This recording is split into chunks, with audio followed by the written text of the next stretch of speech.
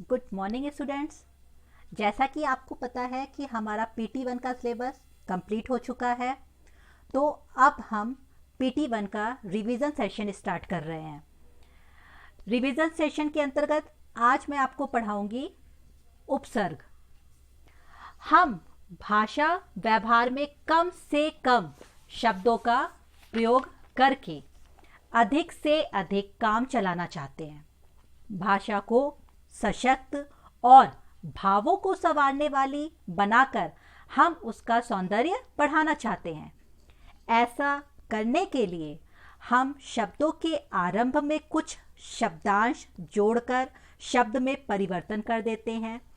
कभी दो या दो से अधिक शब्दांशों को जोड़कर शब्द में परिवर्तन कर देते हैं। कभी दो या दो से अधिक शब्दांशों को जोड़कर नए अर्थ बोधन को स्वीकार करते हैं। इस प्रकार जब एक शब्द से कई अर्थों की अभिव्यक्ति हेतु नए नए शब्द बनाए जाते हैं तो इसे शब्द निर्माण या शब्द रचना कहते हैं। शब्द निर्माण की प्रक्रिया 3 प्रकार से हो सकती है। पहला उपसर्ग द्वारा, दूसरा प्रत्यय द्वारा और तीसरा समास द्वारा। तो आज हम पढ़ेंगे उपसर्ग। उपसर्ग किसे कहते हैं? वे शब्दांश जो किसी शब्द के आरंभ में लगकर उसके अर्थ में विशेषता या परिवर्तन ला देते हैं, उन्हें उपसर्ग कहते हैं। उपसर्ग जो होते हैं वो स्वतंत्र रूप से अपना अर्थ नहीं रखते, लेकिन शब्द के साथ जुड़कर उसके अर्थ को बदल देते हैं। हिंदी में 4 प्रकार के उपसर्गों का प्रयोग होता है। पहला है संस्कृत के उपसर्ग, दूसरा हिंदी के उपसर्ग, तीसरा उर्दू के उपसर्ग और चौथा है हमारा उपसर्ग की तरह प्रयुक्त होने वाले अव्यय। संस्कृत के उपसर्ग देखिए, अ, आ, अति, अनु, अधि, अप, ये है हमारे संस्कृत के उपसर्ग। इन उपसर्गों का अर्थ भी है। आ का अर्थ हो गया अभाव, नहीं। आ का अर्थ है तक, से लेकर पूर्ण। अति का अर्थ हो गया बहुत, अधिक। अनु का अर्थ हो गया पीछे, समान। उपसर्गों का अर्थ है, लेकिन स्वतंत्र रूप से हम इन उपसर्गों को वाक्यों में हम इनका प्रयोग नहीं कर सकते। इनका प्रयोग कब होगा? जब ये किसी मूल शब्द के साथ जुड़ेंगे। जैसे अ, आपने देखा अ का अर्थ है अभाव और नहीं।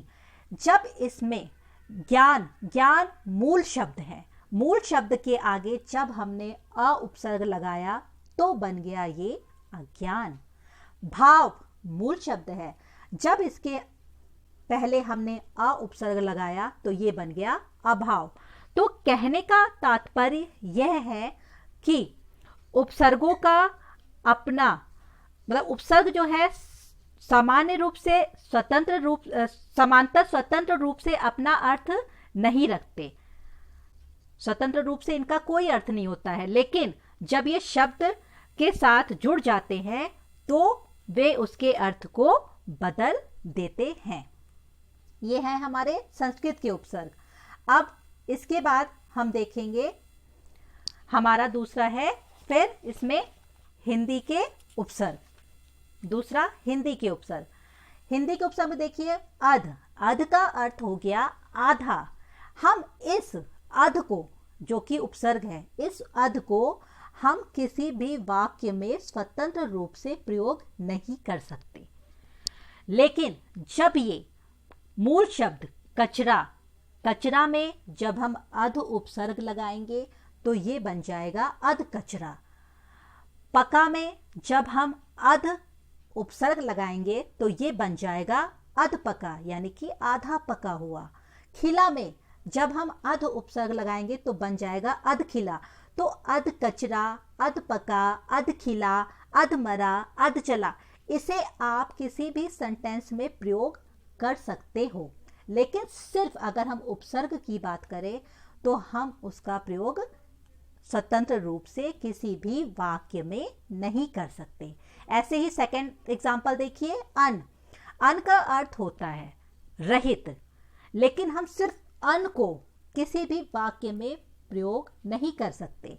जब हम मोल में, मोल मूल शब्द है, अन लगा देंगे तो बन जाएगा अनमोल। जान में हमने अन उपसर्ग लगाया तो बन गया अनजान। तो अनमोल, अनजान, अनपढ़, अनबन, ये जो हैं इन शब्दों को हम वाक्य में प्रयोग कर सकते हैं, लेकिन अकेले उपसर्ग का प्रयोग हम वाक्य में नहीं कर सकते हैं। तो उपसर्ग के ध्यान रखिए, उपसर्ग के 4 भेद होते हैं। संस्कृत के उपसर्ग, हिंदी के उपसर्ग, जिसमें से 2 उपसर्ग मैंने आपको अभी समझाया है। आइए अब देखते हैं थर्ड, उर्दू के उपसर्ग। बे, बा, बद, कम, खुश, ना, सर, हम। आप देखिए, बे का अर्थ होता है बिना, अभाव, और जब हम इसमें समझ मूल शब्द के आगे जब हमने बे लगा दिया तो बन गया बेसमझ। अदब के आगे बे लगाया तो बन गया बेअदब। ईमान के आगे बे लगाया तो बन गया बेईमान।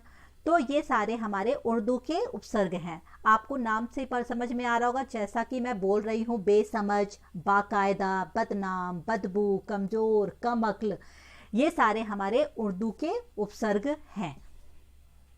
आइए अब देखते हैं उपसर्ग की तरह प्रयुक्त होने वाले अव्यय। अन। अन का अर्थ होता है निषेध, अनागत, अनर्थ, अनादि। अध। अध का मतलब होता है नीचे, अधपतन, अधोमुख, अधोगति। ये संस्कृत के अव्यय हैं जो कि उपसर्गों की तरह हम इनका प्रयोग करते हैं। अ का थर्ड है अ। अ का अर्थ होता है निषेध, अज्ञान, अभाव, अचेत। स का सहित, सजल, सकल, सहर्ष। तो ये है हमारे उपसर्ग। तो हमने आज क्या सीखा? हमने सीखा कि वे शब्दांश जो किसी शब्द के आरंभ में लगकर उसके अर्थ में परिवर्तन ला देते हैं, उन्हें उपसर्ग कहते हैं। दूसरा, उपसर्ग के 4 भेद होते हैं। पहला होता है हिंदी के उपसर्ग, पहला संस्कृत के उपसर्ग, दूसरा हिंदी के उपसर्ग, तीसरा उर्दू के उपसर्ग, और चौथा होता है उपसर्ग की तरह प्रयुक्त होने वाले अव्यय।